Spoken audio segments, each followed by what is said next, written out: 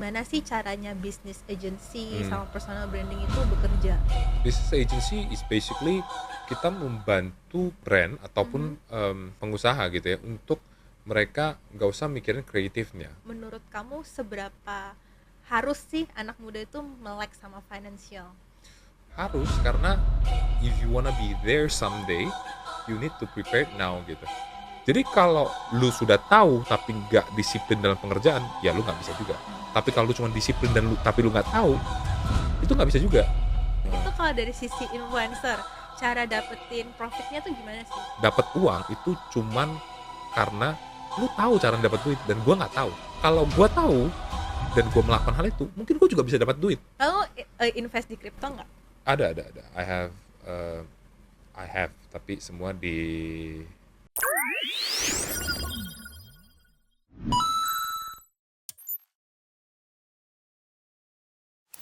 Hai guys, kembali lagi bersama Koin Kami. Hari ini kita kedatangan tamu yang spesial banget. Anak muda, sangat inspiratif, masih umur 20 tahunan tapi udah suksesnya bukan main. Kalau sukses banget enggak, pengalamannya aja mungkin lebih banyak. Uh, Oke, apa kabar nih bro? I'm good. Pretty busy lately karena baru ekspansi lagi bisnisnya. Jadi um, a lot of things to do ya kalau pas lagi expansion Mhm, begini. mhm. Ya, jadi ya begitulah. Boleh ceritain sedikit gak backgroundnya apa? Started my business when I was 14, tapi nggak business. 14 tuh dagang ya. Jadi awalnya dulu jualan-jualan gitu, masukin barang dari Tiongkok, and then dagang ya. Iya.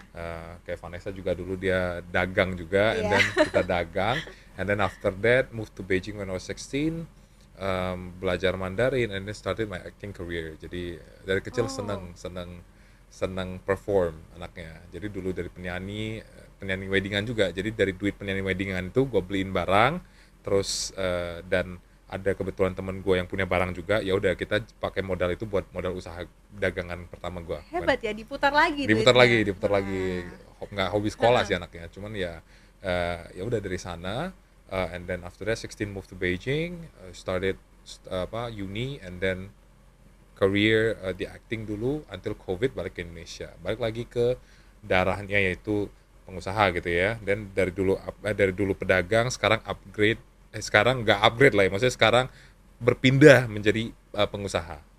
So dulu dagang, pedagang, now is pengusaha. Tapi kok kan dulu dagang, pengusaha, terus kok bisa jadi influencer? Karena suka perform itu, dari kecil suka perform, Oke. dulu juga actor, and then ya udah pas COVID kan nggak ngapa-ngapain di rumah setahun, I was home gitu. Then which is great karena gue 9 tahun di luar negeri, gue 8 tahun di luar negeri, nggak pernah benar-benar temenin keluarga. So that whole year pas COVID ya benar-benar nemenin keluarga aja di rumah. Jadi pas itu kan senggang juga nggak ngapain, ya udah start TikTok gitu. Gitu Berarti sih. awalnya itu dari TikTok dulu TikTok ya? dulu, TikTok dulu. Dulu kontennya Mm-mm. ngajarin Mandarin atau bahas budaya-budaya Tiongkok, buat menonton TikTok. Itu sih dulu kontennya lumayan lah, sehari itu bisa dua, bisa tiga gitu. Nah, berarti income-nya dari mana aja nih sekarang? I think content creation ya, for now, only that. Karena my business tahun ini, actually we just started the business this year, karena before that aku punya production house, dan production house-nya udah running, dan tahun ini aku merger sama digital agency. Jadi memang this year plan-nya untuk nge-scale dulu sampai target yang kita mau, and then ya maybe baru bagi dividen nantinya, tapi for now sih we still focus on gimana lebarin dulu bisnisnya gitu. Nah, pasti banyak yang penasaran nih, gimana sih caranya business agency Hmm. sama personal branding itu bekerja? um, Business agency is basically kita membantu brand ataupun Mhm, pengusaha gitu ya untuk mereka nggak usah mikirin kreatifnya, karena kan mhm. kalau pengusaha itu mereka mesti mikirin produknya mereka ya. Iya. Jadi mikirin produk sama operasional aja udah bingung, tapi kalau mereka harus mikirin marketing lagi, itu kan jadi ataupun konten lagi, itu kan sebuah hal yang susah lagi buat mereka gitu. Jadi di poin dimana gua melihat banyak orang yang butuh di handle sosial medianya, makanya we come in gitu loh. Jadi kita membantulah supaya meringankan brand-brand ini gitu, gitu sih. Nah, mostly kliennya tuh dari mana sih? Kayak dari bisnis apa?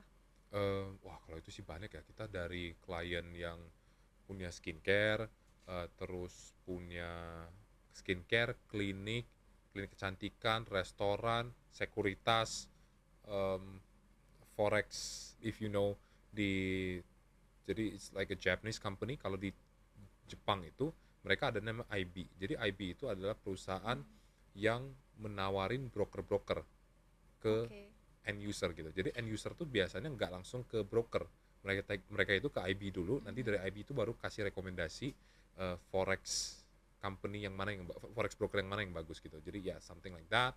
And then wah banyak kita punya Berarti dari segala segala bidang bidang ada ada ya. bidang ada ya. So far kekuatan kita itu di sekuritas keuangan ya, karena kita punya tim yang memang kuat di sana.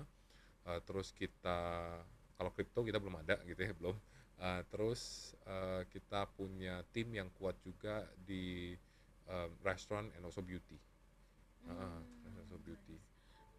Terus kayak apa sih kesulitan-kesulitan kalau misalnya bisnis agency kayak gini? Soalnya kan kayaknya bidangnya banyak banget yang dipikirin gitu. Benar, makanya very tiring. The business is actually a very tiring business. Makanya why aku ngerasa even me ya as a agency owner, gue akan merasa capek banget karena to be honest my team itu work from Monday 9 to 6, tapi normally they will go home at 7:30 itu the earliest. And then Sabtu Minggu normally kita juga tetap pasti tektokan. Like hari ini kan hari Hari Selasa. Selasa. Iya.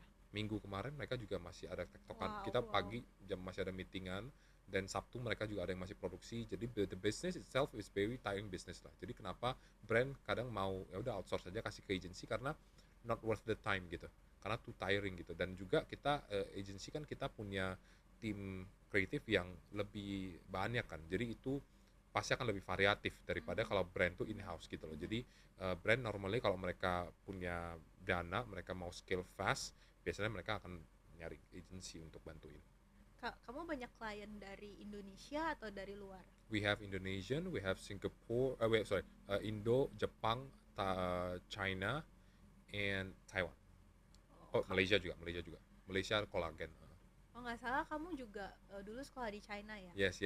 Apa sih dari sekolah kamu kan jomplang banget nih, dari acting terus kayak ke bisnis ini kan, agency. Kayak apa yang bisa diimplementasikan dari sekolah kamu dulu ke bisnis ini? First, jomplang iya, tapi bisnis itu was my core. So since I was 14 I started my business gitu. Jadi itu core aku, dan keluarga juga pengusaha semua. And then sekarang jadi then I studied acting. Itu sekarang justru bisa banget diimplement ke agency karena kan aku yang ngajarin talent aku gimana cara acting ya kan. Jadi content creation itu kenapa aku juga masuk ke digital agency, karena dunia punya PH. Jadi dari PH kita memang kuat di video production, and then kita masuk ke digital agency yang sekarang majority-nya itu video production rather than feeds kan. Kalau dulu kan kuat banget di feeds. Nah sekarang design dan yang lain-lain ya. Kalau sekarang kan video production gitu. Jadi dari sana ya aku implement. Jadi kalau dulu kita buat film mungkin kita butuh 70-80 orang untuk satu video gitu ya. Tapi sekarang kalau di content creation mungkin cuman 8 orang gitu ya. Jadi I scale down aja cara produksi film itu, aku bawa ke cara produksi konten gitu. Jadi kayak iklan gitu lah ya, iklan TV tapi ini di sosial media. Di sosial media, cuman ya sih kayak buat konten aja, like you making contents, like us making contents now kan gitu, gitu sih. Nah kalau dari ini kan follower kamu juga banyak nih, pasti banyak teman-teman di sini juga pada follow kamu. Nah itu kalau dari sisi influencer, cara dapetin profitnya tuh gimana sih kalau dari sisi influencernya? So the revenue come from endorsement. Kalau kamu punya YouTube, you have AdSense gitu. Tapi sebagai content creator, kalau mau panjang, my suggestion is you need to have your own product. Bisa digital product, bisa barang-barang yang kamu jual. Jadi the funnel, you need to be in a niche and be very good at it. Lalu kamu jual barang yang sesuai dengan niche kamu. Contoh, misalnya aku niche-nya di business dan personal branding ya, branding gitu ya. Now we are going to launch di September, kita akan launch coaching untuk brand owner yang atau pengusaha yang pengen punya personal branding gitu. Jadi aku juga studi banyak di Tiongkok ya. Jadi kayak I took a lot of classes about personal branding karena gini, awalnya video itu kan bermula dari barat ya gitu ya, dari Amerika, Hollywood kita know ya. And then after that budaya ini tiba-tiba berubah ketika adanya short video ini. Jadi short form video ini datangnya pionirnya itu dari Tiongkok sebenarnya. Iya. Jadi Oh, mereka ada Douyin kan, Douyin Quiet Show. Jadi iya. dari sana dulu pionir vertical video itu Tiongkok.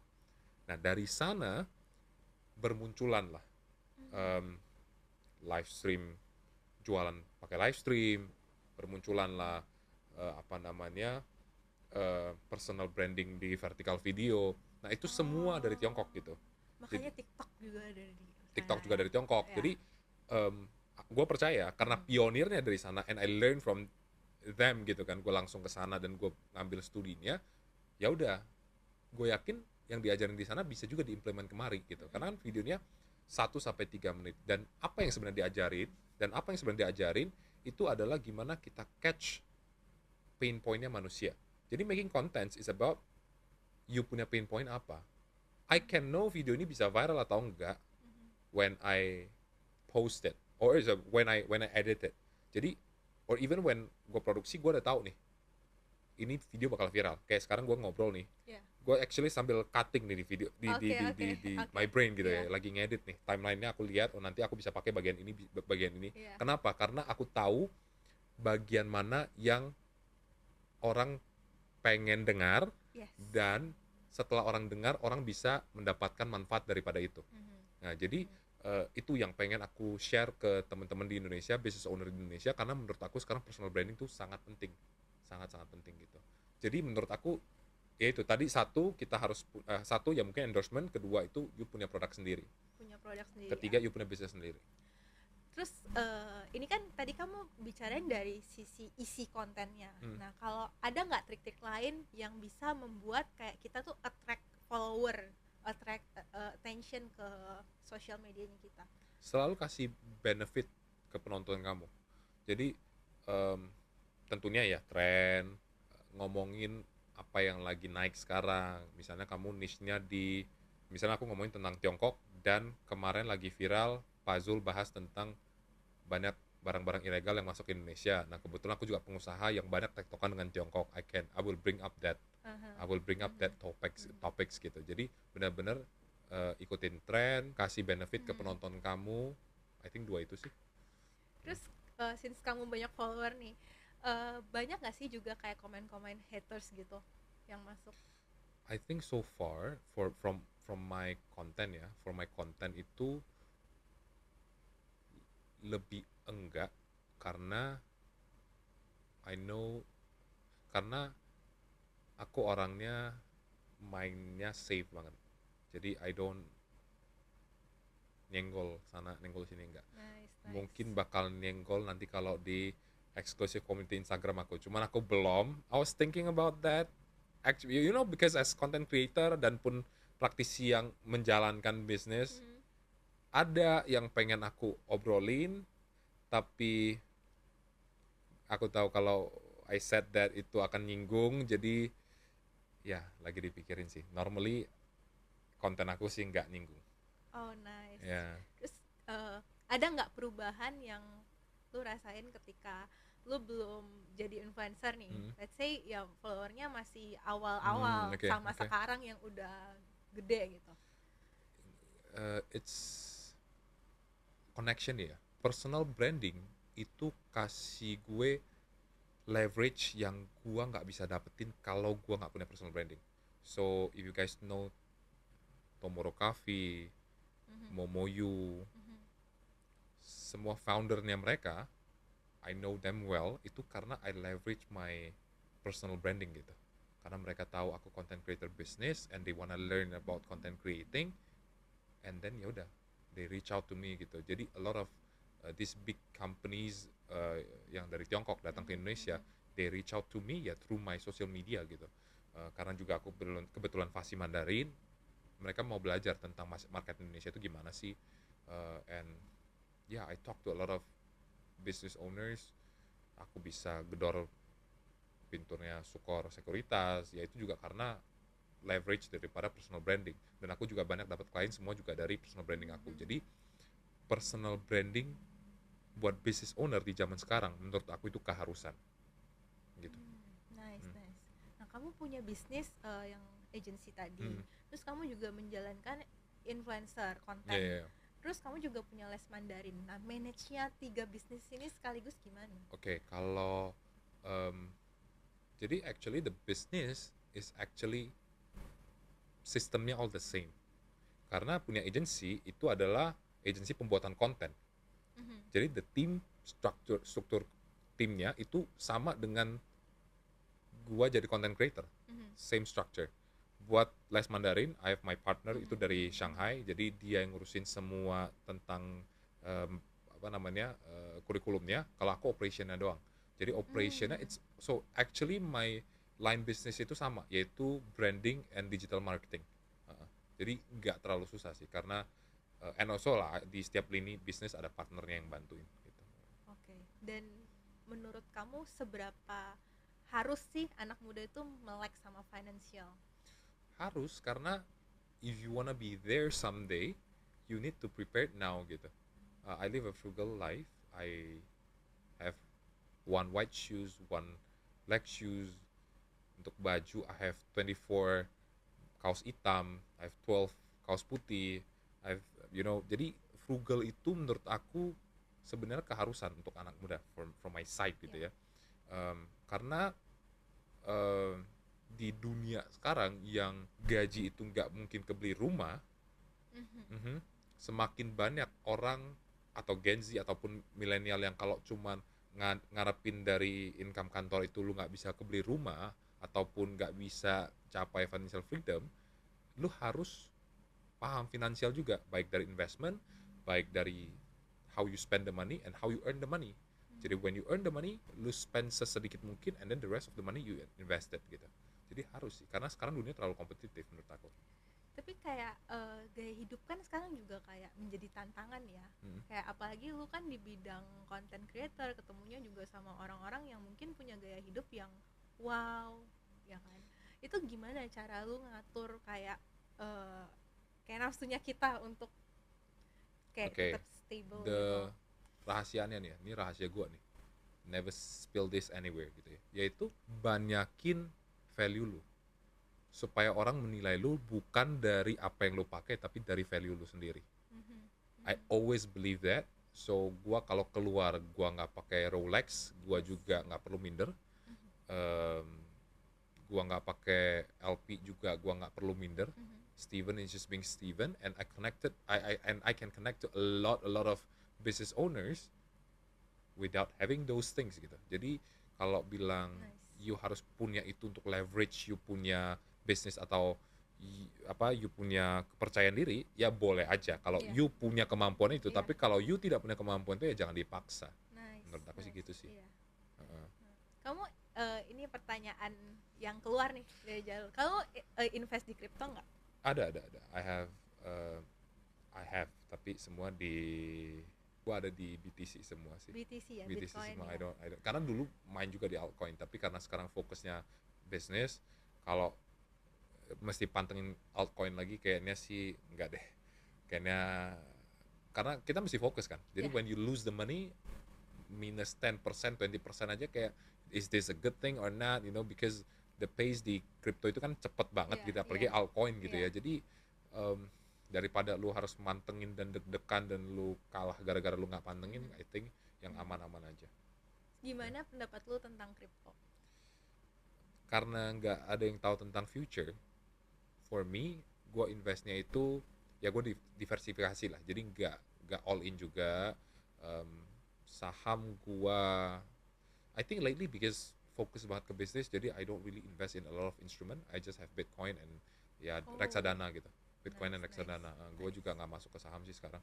Kemarin BBRI pas turun itu ada beli dikit tapi interest enggak lah. Karena harus fokus kan. Benar-benar. Terus apa sih yang drive kamu sampai kamu kayak kan jarang nih anak muda yang benar-benar kerja dari nol terus kayak benar-benar fokus sama bisnisnya. Apa yang drive kamu sampai kamu bisa jadi kayak gini gitu? I think in every journey of my life, gue selalu hit 80 sampai 90% achievementnya. Jadi every stage of my life gitu ya. Kalau ditanya kenapa, I think family, my upbringing, I don't know. Itu udah, aku kalau nggak ada masalah itu aku bingung. Jadi Ya. setiap kali di office tuh aku perlu punya masalah. Hari ini aku datang ada masalah apa? Pengen apa? Maksudnya apa yang harus di solve gitu? It's always like that. For me every day is about problem solving. Kalau lagi nggak ada problem, bingung, nyari masalah lagi. Nah mungkin itu ya kan ya. I don't know. It's just me. Kayak emang dari kecil gitu orang tua emang kayak suka kasih kayak kayak apa ya, kayak tas-tas yang kamu harus kerjain atau gimana? Justru enggak. I think orang tua aku tuh very, ya udah apapun yang pengen lu kerjain lah gitu ya, dan nggak ngelarang gitu. My mom is that type, my dad itu juga yang masih ngelarang, tapi karena dia juga sibuk banget, jadi mom yang selalu okein aja. Gua dulu pernah belajar sulap sama Deddy Corbuzier, gua dulu pernah jadi atlet bulu Really? tangkis yang main sampai nasional Iya. juga. Eh, gua started acting gitu ya. Jadi in every apa journey of my life always, jadi nggak yang Nice. gua masuk terus gua nggak jadi apa, pasti ada achievement yang always gua gapai gitu, walaupun gua bukan pemain dunia gitu ya, bukan Kevin Sanjaya, tapi at least oke lah kalau dibanding teman-teman yang main bulu tangkis ya dan oke. Kalau ini I think fokus, karena di setiap journey of my life gue selalu fokus sama satu hal. Pas gue jadi atlet bulu tangkis ya udah tiap hari Senin sampai Minggu itu ya latihan bulu tangkis aja. Sekolah ya ada, cuman the rest of the time yang bulu tangkis.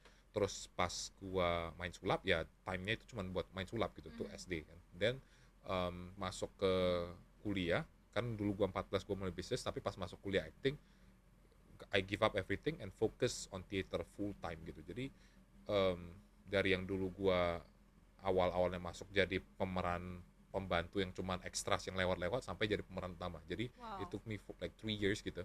Sedangkan kan aku masuk sama teman-teman Tiongkok ya satu level nih ya. Cuman aku sebagai foreigner, I need to speak like them, and in 3 years I made it gitu. Jadi ya yeah, I think focus sih, focus and always punya goal dan tujuan itu. Oke, oke, keren Hmm. banget sih. Hmm. Jadi hari ini kita belajar ya, Hmm. kalau dari Steven, Hmm. kalau kita mau sukses itu kita harus satu fokus, Fokus, fokus.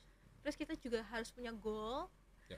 eh, Sama ini sih yang menarik juga, kayak orang tua juga dukung ya Ya. apapun yang kamu kerjakan, karena Ya. kan kayak kita tahu sendiri kayak gak banyak, terutama kayak Cindo ya, Yeah. Cindo Asian family lah, Asian ya, family ya. Asian family, kayak eh, kayak aku didukung untuk belajar acting, gak Ya, banyak ya. loh, gak banyak loh. Orang tua gila kali yang Iya, ngedukung. apalagi karena kayak orang tua kamu kan juga punya bisnis kan, Ya, tadi kita ya, ya. sempat cerita-cerita Ya, di ya, luar ya, ya. podcast. Ya, ya, ya. Jadi semua yang orang tua kasih itu bukan semata-mata dikasih aja.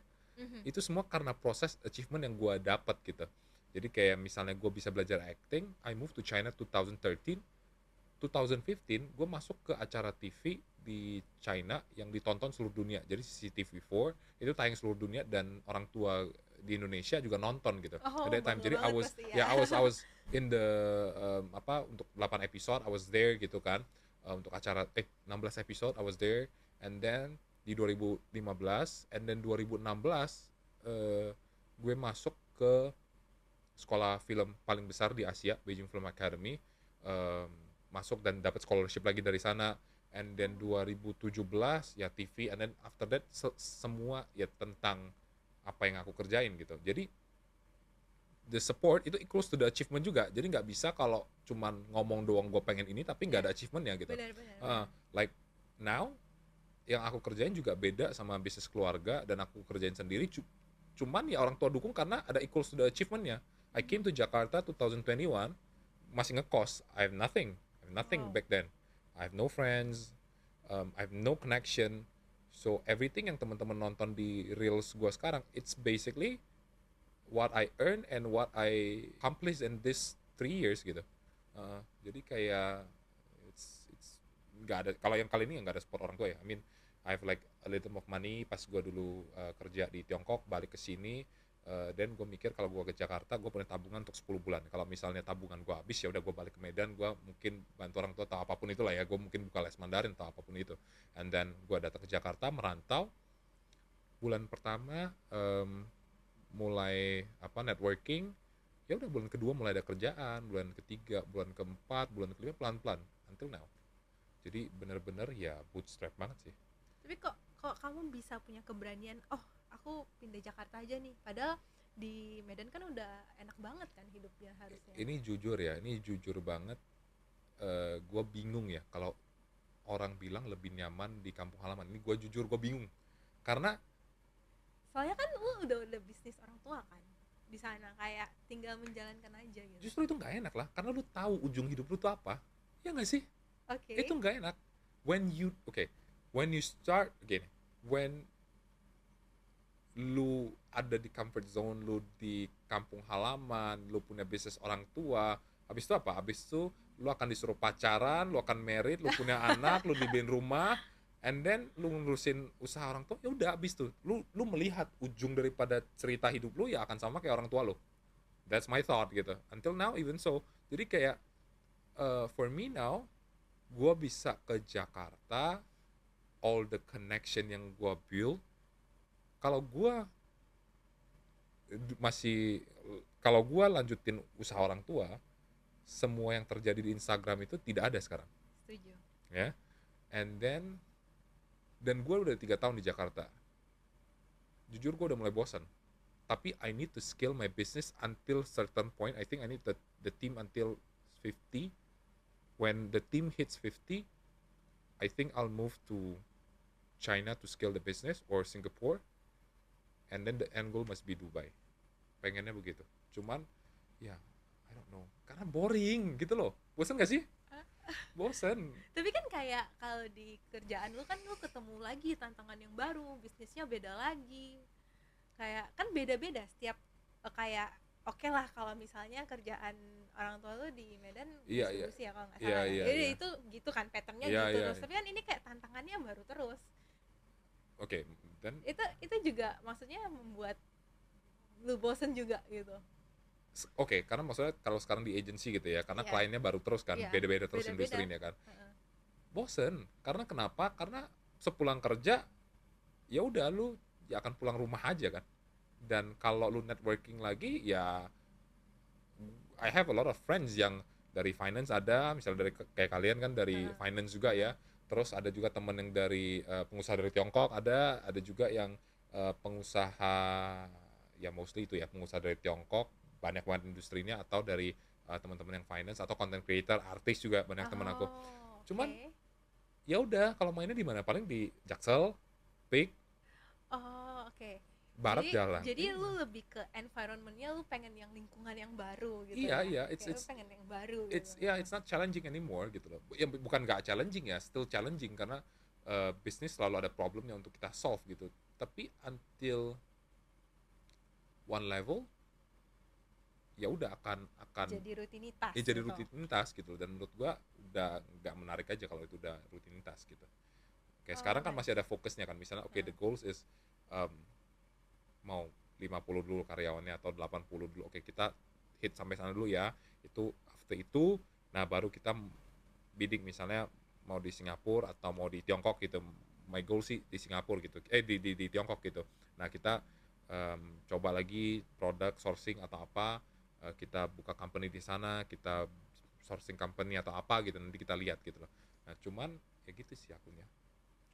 Oh, nice. Terus lu ada nggak kayak target target umur segini gue udah harus sukses, gue udah pengen pensiun gitu? Enggak.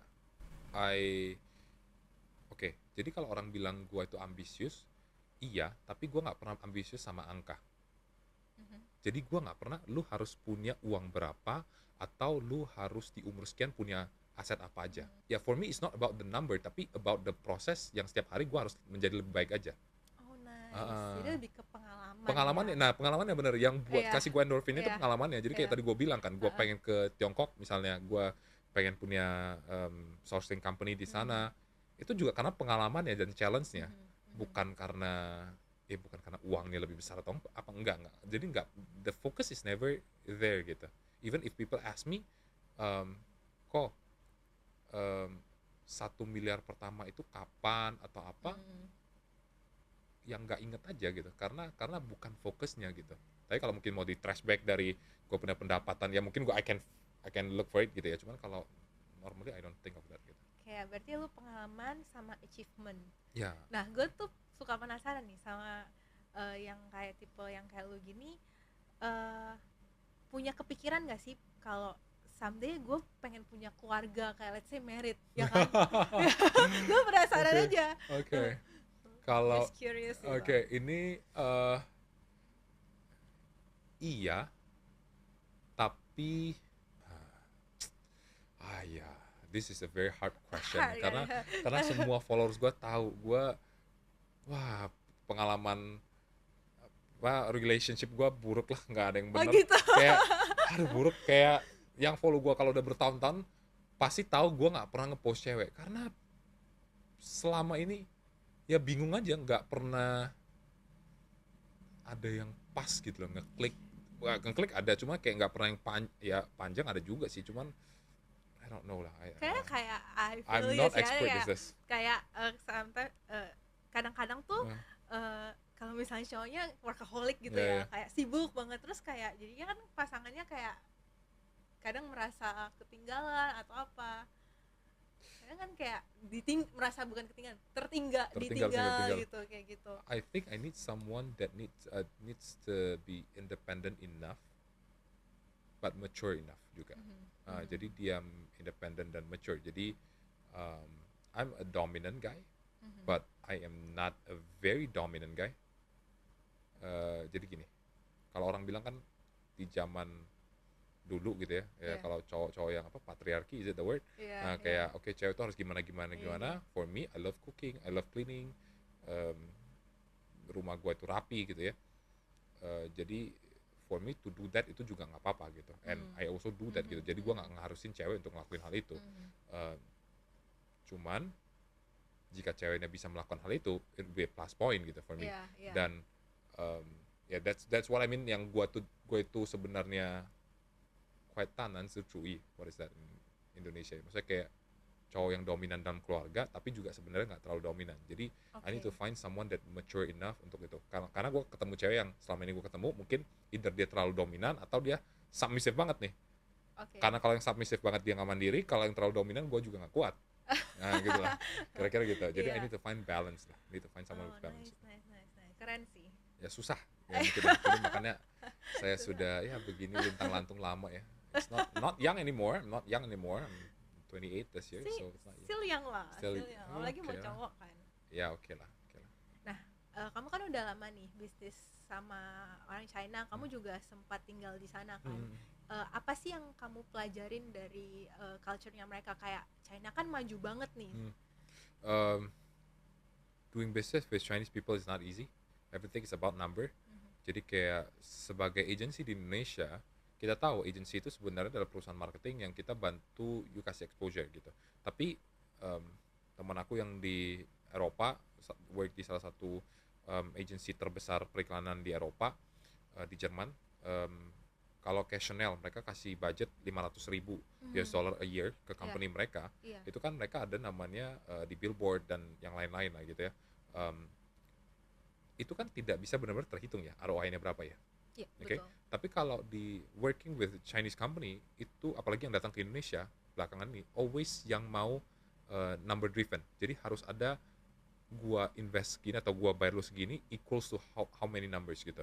Baik views, baik sales gitu ya. Yang mereka sekarang maunya bahkan sales, bukan only views gitu. Karena mereka exposure ngapain kalau nggak ada sales gitu. Why so? Karena di sosial media China sekarang dan di China sekarang lagi menggaungkan banget Southeast Asia itu lagi seksi banget, lagi menarik banget. Jadi Indonesia adalah ekonomi terbesar di Southeast Asia dan mereka semua membidik. Jadi sekarang kalau kita lihat ya di Jakbar itu kan banyak banget ya orang Tiongkok, dan mereka itu sekarang ya fokusnya mau dapat duit cepat, habis itu balik gitu. Jadi mereka bawa barang dari China, mereka jual di sini, habis itu dapat duit mereka cabut. Jadi untuk kita branding company agak susah, dan bahkan gue tolak-tolakin tuh kalau klien begitu. Lu mau dapat duit cepat nggak bisa, karena kita branding, kita mau long term punya. Oke?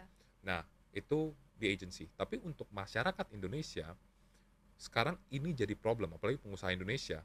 Pengusaha Indonesia ini kan dulu kalau kita ngambil barang kan kita misalnya impor dari Tiongkok. Gue kan beli dari grosiran sana atau dari pabrikannya sana, benar ya? Benar. Nah, kalau gue ngambil dari grosiran sana, berarti kan harga gue itu udah pasti lebih mahal. Misalnya dia jual 10.000 nih, mungkin dia ngambil dari pabrik itu 9.000, dia jual 10.000, gua beli 11.000, berarti HPP gua tuh 11.000, ditambah ongkir kirim kemari itu mungkin jadi 12.000 ya gua Iya, jual ya. iya. Tapi problemnya sekarang adalah pabriknya langsung ke Indonesia. Jadi 9.000 ini, HPP 9.000 dia langsung masuk ke Indonesia. Plus Oke. pengiriman dan bea cukai dan yang lain mungkin jadi 10.000. Gua aja udah kalah tadi penjualan gua itu modalnya mungkin tadi berapa 12 atau 13.000, dia modalnya 10.000. How can we fight them gitu ketika pabrik langsung ke end user? Oke. Nah, Nah, itu regulasinya gimana ya? makanya kemarin Pak Zul mulai tangkepin ya. Heeh. Jadi kan kemarin banyak yang disita. Dan ini ternyata memberikan efek jerah. Gua hari ini ada 3 meeting sama orang Tiongkok. Banyak yang ternyata orang Tiongkok udah pulang. Yang kemarin Oke. banyak datang sekarang udah pada pulang. Karena mereka ekspektasinya kemarin mau dapat duit cepat kan. Nah, ternyata ditangkap-tangkepin nggak berani. Jadinya pulang dulu. Barang mungkin masih di sini, tertahan di gudang sini, cuma mereka pulang dulu, nggak bisa dijalanin dulu. Jadi selama penindakan ini, barang-barang yang terlalu murah itu nggak bakal keluar di pasaran. Jadi bayangin ya, kemarin yang disidak itu ada produk yang nggak ada SNI. Itu kan bahaya sekali. Iya. Mainan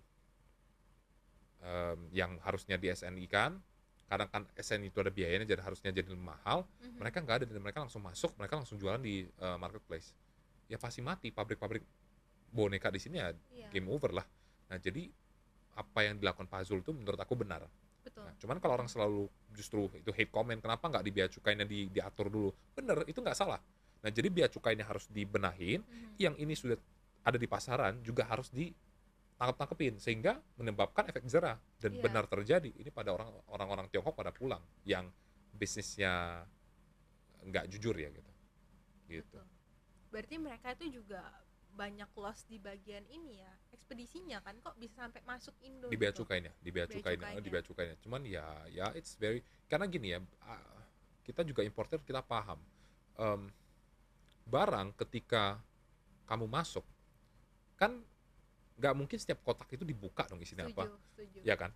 Kan kalau misalnya kita apa namanya borongan, kan cuma sesuai list kita pengen list dalamnya apa ya dalamnya apa. Tapi dan bea cukai nggak mungkin cek semua. Akhirnya masuk barangnya dan itu nyebarlah di Indonesia. Apa yang harus dilakukan? I'm not an expert. Gimana, apakah di scanning, isinya apa, kita nggak tahu. Gua nggak tahu caranya gimana. Tapi ya pemerintah harus nemuin teknologi supaya barang yang masuk itu sesuai dengan apa yang dilaporin. Karena sekarang problemnya adalah barang yang dilaporin apa, yang masuk apa. Itu problemnya. Nice. Iya, gue juga dulu ya itu dulu sempet jualan online juga kan waktu masih kuliah, datengin barang dari China. Terus ya jadinya memang sudah nggak di bidang itu, cuman kalau lihat sekarang apalagi di marketplace harga barang tuh kan kayak murah banget, jauh banget harganya. Jadi gue mikir gimana nih nasib reseller Benar. yang lama gitu. Bayangin kan kamu ngambil dari Tiongkok, kamu ngambil aja pasti nggak dari pabrik karena MOQ kamu nggak mungkin sebesar itu. Iya, dari pabrik kan mesti ribuan kan, apalagi kalau kamu dulu jualan barang kecil tuh puluhan ribu tuh minimal MOQ-nya. Nah kalau kamu nggak punya quantity itu, kamu pasti beli dari pasar grosirnya. Nah sekarang problemnya yang datang tuh pabrik langsung. Gimana kamu fight sama pabrik? Ya selesai kamu pasti. Nah problemnya ketika pabrik langsung datang, ini reseller kan nggak kebagian semua ya. Nah reseller nggak kebagian semua berarti satu lini ini selesai dong. Nah ini jadi problem. Jadi bisnisnya itu akan yang menjadi kaya semakin kaya, yang miskin nggak ada potensi untuk naik gitu. Ini yang jadi problem dan it's my concern sebenarnya. Gue pengen menyuarakan ini udah keluar nih bener. Gue dari kemarin nggak berani ngomong soalnya. Iya, jadi benar-benar menurut aku government needs to really pay attention. Banyak loh pabrik-pabrik Indonesia yang tutup karena kalah saing sama produk impor. Iya benar. Jadi kan ini problem yang sangat besar gitu. Bahkan sekarang bukan cuman di barang gitu, di makanan juga banyak banget kan makanan. Makanan I think masih dalam kategori kita bilang barang ya. Tapi yang paling parah itu adalah jasa. Mereka itu masuk loh sekarang jasa di Indonesia. Jadi ada agency yang dibangun perusahaan China. Jadi agency China itu ada di Indonesia. Banyak MCN itu perusahaan-perusahaan China. Bayangin ya, ketika lu di negara lu harusnya jasa itu dilakukan orang-orang lokal, tapi malah ada perusahaan luar yang ngerjain. It's like apa? It's like kamu media nih, media kripto di Indonesia untuk edukasi orang-orang Indonesia tentang kripto. Tiba-tiba ada media China yang nggak paham market Indonesia itu gimana, buat media di sini tentang kripto. Tapi itu legal nggak? Oh legal, mereka legal banget. Cuman ya ternyata mereka nggak cuman di barang yang mereka mau saing, jasa juga gitu loh. Oh, Karena gini, kalau barang itu kan karena mereka kan negara industri ya. Jadi logikanya itu benar ketika mereka eksportin barang mereka untuk buang ke Indonesia itu very logical. Tapi jasa, I think it's supposed to be done by locals. setuju sih. From my thought ya gue nggak tahu jasa. Misalnya gini, kayak misalnya kamu tukang potong rambut, ya harusnya ada dong orang yang bisa motong rambut gitu, nggak mesti lu hadirin barber dari Iya. luar negeri. Jadi kan ya gitu bisa kan. memperdayakan masyarakat Indonesia Benar juga benar kan. benar benar. Nah ini contoh, kita nggak ngomongin China doang nih. Kamu pasti pernah potong rambut dipotong orang Korea, pernah nggak kamu? Mhm. Di Jakarta tuh banyak tuh yang begitu tuh. Iya. Nah, kenapa pemerintah itu nggak membudayakan orang-orang ini untuk sekolah di luar negeri, untuk kasih kesempatan mereka belajar, and then mereka pulang dari sana dan menjadi barber di sini? Balik-balik lagi edukasinya Iya, ya. edukasinya kan gitu, skillnya. Kayak misalnya aku beruntung karena orang tua aku ngasih aku kesempatan untuk belajar di luar, dan now I fight with perusahaan-perusahaan gajah itu yang dari luar negeri gitu. Nah, harusnya begitu tuh. Orang Indonesia yang harusnya dikasih kesempatan untuk studi, baik Nah, ke luar negeri atau dalam negeri, kasih edukasi yang lebih baik, biar mereka itu bisa jadi raja di tanah mereka sendiri gitu ya loh. masalahnya edukasinya nih yang nggak semua orang bisa dapat privilege Iya, buat itu. iya, ini problemnya menurut aku. Padahal jasa loh, harusnya ya bisa gitu loh untuk kalian belajar gitu. Kayak lu belajar kripto, lu traveling kemana-mana juga untuk belajar kripto. Nah, harusnya nanti kalau di Indonesia, sekarang Indonesia punya exchange. Nah, exchange itu menurut aku harusnya itu Support dihandle. for that ya. Iya, harusnya itu dihandle lokal. Ya. Kalau gua mikir gini, gua pasti mau taruh duit gua di bank lokal dong daripada bank luar. Harusnya mindsetnya seperti itu ya. Iya. I need to trust the locals better than trusting foreign company. I think that's my thought gitu. Untuk apalagi keuangan gitu, kayak bank kita juga naruh di BCA, BRI, BNI kan gitu kan, Mandiri gitu ya. Kayak exchange, I think the logic is also like that Oke. gitu. I think so ya. Nah, bicara edukasi nih, menurut lu ini kan ya memang edukasinya belum sampai ke sana lah ya. Iya, iya. Kalau dari kacamataku ya, Iya, iya. kayak seperti itu. Sebenarnya menurut aku nih ya, doing business itu it's about what you know and what I don't gitu loh. Jadi nyari dapat uang itu cuman karena lu tahu cara dapat duit dan gua nggak tahu. Mhm. Kalau gua tahu dan gua melakukan hal itu, mungkin gua juga bisa dapat duit. Iya. Jadi namanya kalau Mandarin itu cha, artinya information gap. Jadi karena gue kenal CEO ataupun founder bisnis yang udah gede banget, kalau mereka dibilang special banget, maksud gue kalau mereka dibilang special banget juga enggak. Dia are just a normal human yang mereka harus makan, mereka harus tidur, dan sama kayak kita. Tapi kenapa bisnisnya mereka bisa segede itu? Karena mereka tahu informasi yang kita nggak tahu.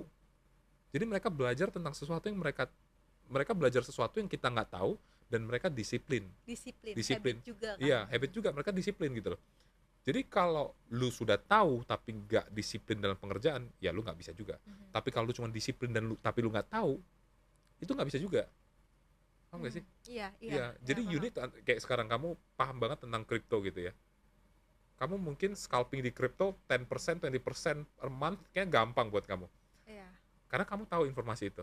Dan kamu tahu komunitas-komunitas kripto, tahu nih next month ini ada koin apa yang bakal di bakal di pom-pom gitu ya contohnya. Iya. Karena gua nggak tahu ya. Heeh. Berarti kamu dapat duit ya karena kamu tahu ilmu itu. Bukan karena kamu sehebat apa. Make sense? Iya. Jadi yang gue tangkap, lu belajar satu, information gap. Ya, Dua, disiplin. disiplin. Apalagi sih yang lu pelajarin dari CEO ini? Lu kan banyak banget ketemu CEO. Yang kiat-kiat mereka sukses tuh dari kacamata lu apa? Dua itu.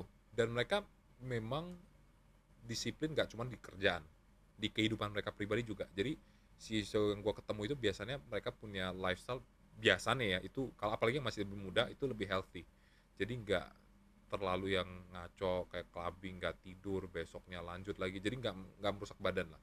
Karena kalau memang bisa sukses di usia muda, mereka tahu game mereka harus panjang dan mereka harus siapin badan mereka gitu. Jadi it's not all about work and money, but health juga. Jadi ilmu mereka akan belajar terus, disiplin dalam pekerjaan dan disiplin dalam kehidupan mereka. Kalau balik lagi ke China ya, ke culture China, apa sih culture China yang harusnya orang, menurut lu, orang kita nih juga punya gitu, biar bisa maju kayak mereka?